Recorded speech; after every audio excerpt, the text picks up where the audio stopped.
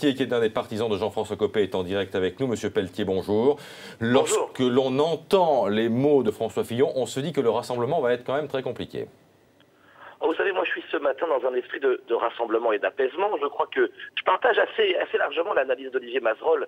Il y a d'abord une part d'amertume ici ou là qui n'est pas illégitime. Vous savez, ce psychodrame dont on a beaucoup parlé depuis 24 heures est désormais fini. Et moi j'apprécie que dans l'entourage de François Fillon, comme les mots de Jean-François Copé, on soit maintenant dans une perspective d'avenir. L'avenir, Olivier Mazerolle l'a dit, c'est comment nous nous opposons avec fermeté, détermination et de manière constructive à cette gauche. Mais quel peut être l'avenir de François Fillon au sein de l'UMP dirigé par Jean-François Copé?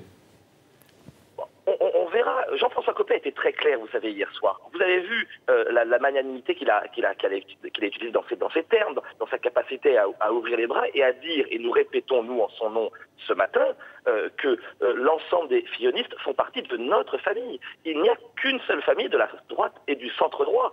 Après, chacune et chacun, en fonction de son tempérament, de sa personnalité, peut choisir la place qui lui revient. Mais François Fillon a une place, évidemment, à l'UMP. C'est une évidence. À condition, Guillaume Pelletier, d'accepter cette dérive droitière, entre guillemets, parce que je crois que l'une des motions, parce qu'on votait aussi pour les motions lors de cette consultation de l'UMP, votre motion, qui est une motion assez dure, fait partie des motions qui ont remporté le plus de suffrages, n'est-ce pas?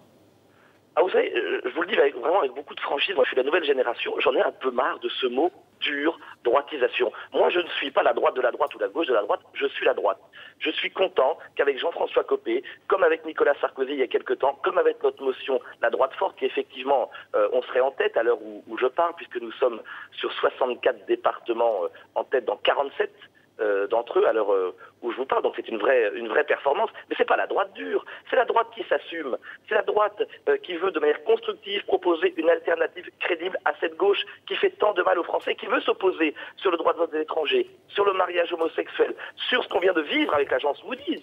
Mais parlons des choses intéressantes tout de même. La France vient d'être à nouveau dégradée. Pourquoi? Parce que la politique du gouvernement socialiste est une politique catastrophique.